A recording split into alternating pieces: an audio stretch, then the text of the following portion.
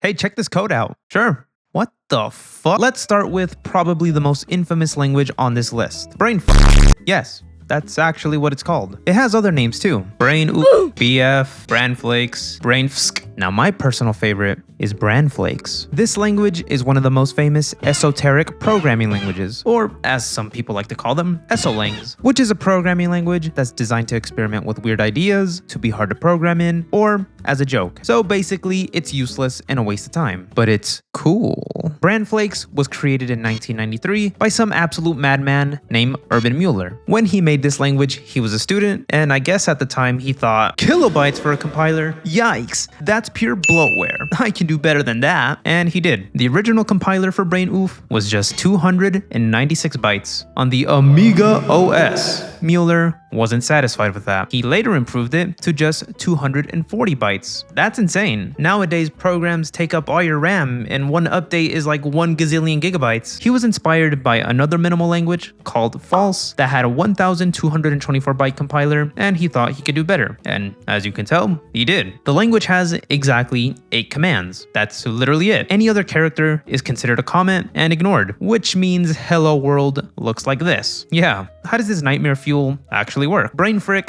basically uses an array of memory cells. They all start at 0 with a pointer that can move left and right. There isn't a language specification for the size of the array, but the original implementation used an array size of 30,000. And this is where those 8 commands come into play. Those commands are just for moving the pointer and manipulating these memory cells. I'm not going to explain these 8 commands in depth because I doubt you're going to try this language.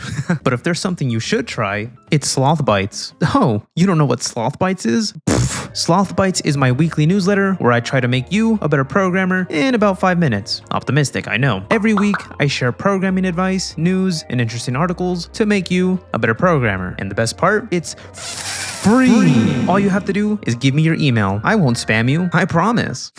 Now, even though the programming language only has 8 commands, that doesn't make it easy to program in. For example, in order to do something like printing the letter H, you have to use its ASCII value because the language doesn't have a concept of letters or characters, only numbers. H has an ASCII value of 72, so you'd need to increment a memory cell 72 times and then output it. Fun language, right? The Hello World program we saw earlier, that thing is actually using loops to build up the ASCII values more efficiently. Without loops, it would be even longer. We're talking hundreds of plus signs in a row. It's atrocious, I know. It hurts my eyeballs just looking at this. But here's the crazy part. BF is Turing complete. That means theoretically, you could write any program that can be written in languages like Python or Java, which means theoretically, you could create GTA 6 in this language. No? You're not funny. How about you go fuck Malbolge?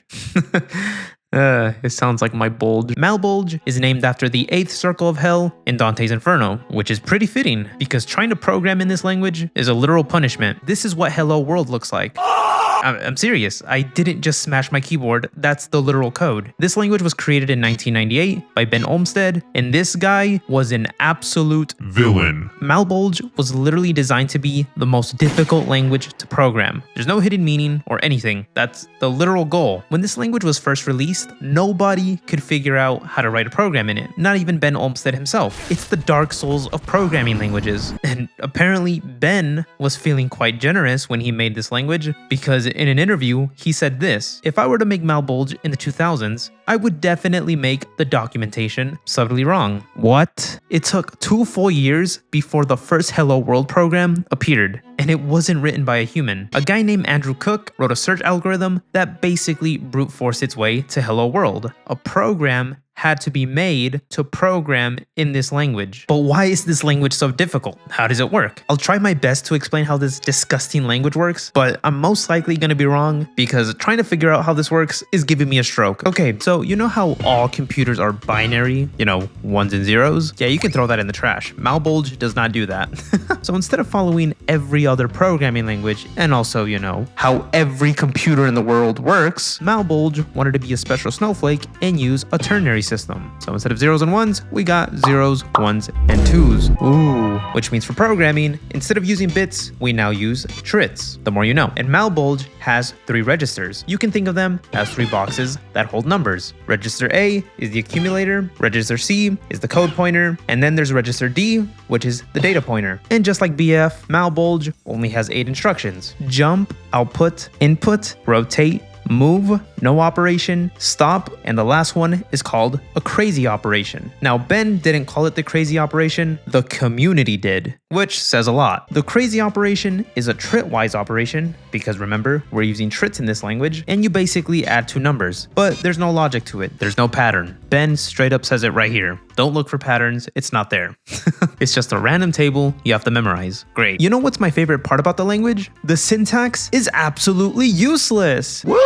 You can't just say, oh, I'm gonna move to move. It doesn't work like that. That's way too easy. Instead, to actually write code in this language, it has to do math to determine what instruction it'll be. The way the instructions work is they're based on where it is in memory. You have to take the current position of register C and add the value that's stored in that position and then divide it by 94. You'll take the remainder, and that remainder will tell you which of the 8 instructions to actually run. Makes sense, right? Haha, kill me. We're not done yet, by the way. There's one more thing Malbolge does. The language self-encrypts itself. What the fuck? Every time an instruction runs, that instruction gets encrypted and turns into a different instruction. This basically means the code is constantly changing as it runs. Oh, that jump command you just calculated? Sorry, it transformed into a rotate command. And then on the next execution, oh, you thought it was a rotate command?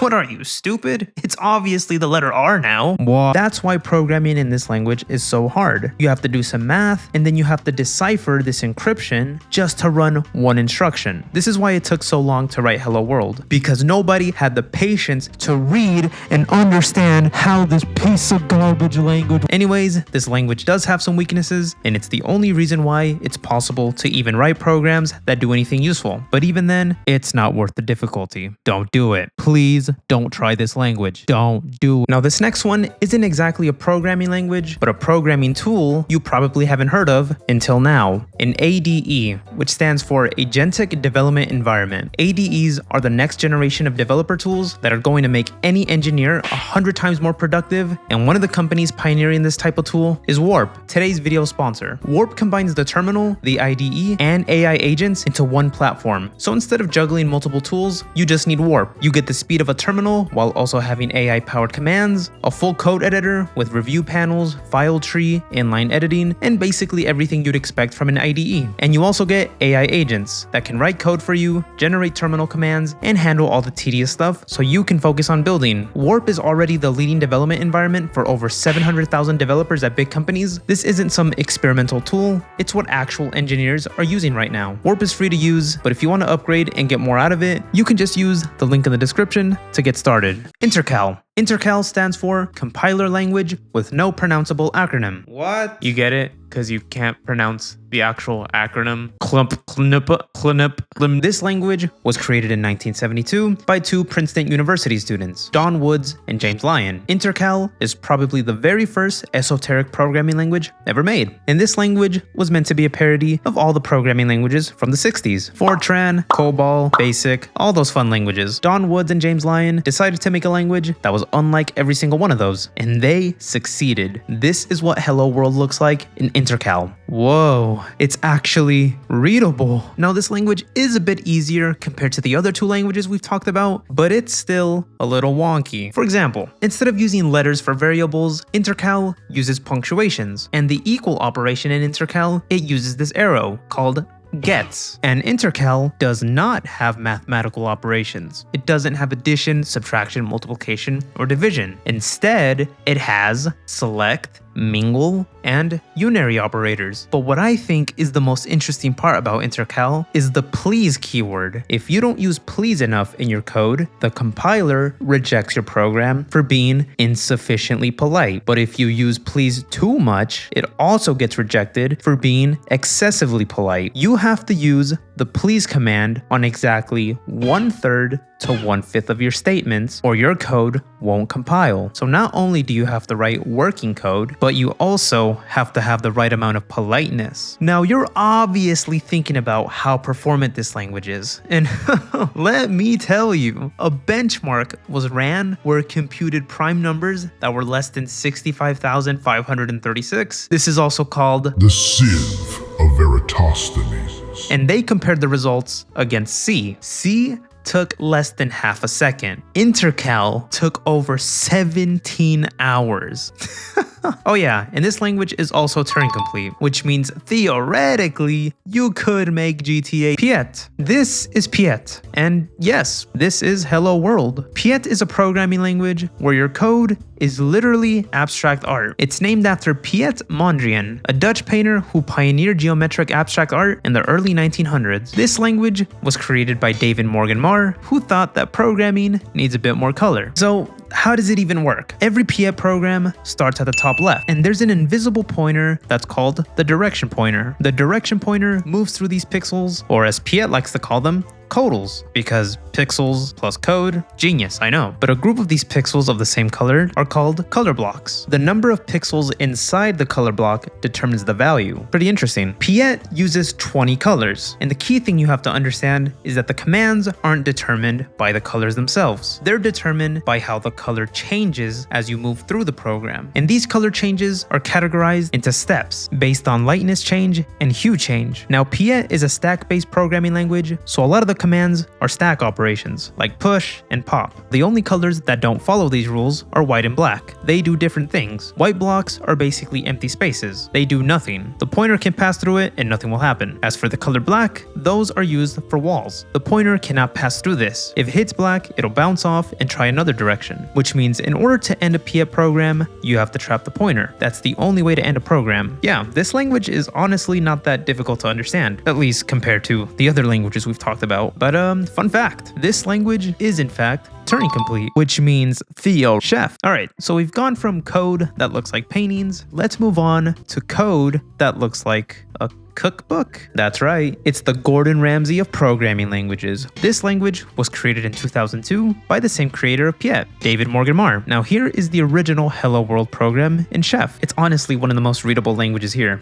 Every Chef program follows this structure: a title, ingredients, method, and serves. The title, of course, is the name of your program, which for Hello World, the Hello World souffle. Yum. The ingredients are your variables. The ingredient name is the variable name, and the ingredient quantity is the value of the variable. Liquid ingredients are Unicode characters, while dry or unspecified ingredients will be outputted as numbers. The method is your code. Just like Piet, Chef is a stack-based language, which makes perfect sense for cooking. In order to program in this language, you have to use mixing bowls and baking dishes. Each method in Chef is a stack-based operation, and the last part of a Chef program is serves, which is basically the output. Now, fun fact, someone created an alternative Hello World that's actually edible, and it's called the Hello World Cake with chocolate sauce. This program prints Hello World, and it actually makes an edible chocolate cake when you follow the recipe. And another fun fact, this language is Turing complete, which means, wait, GTA 6 got delayed? Nah. Yeah, that was some cool languages. That's all I got. Bye.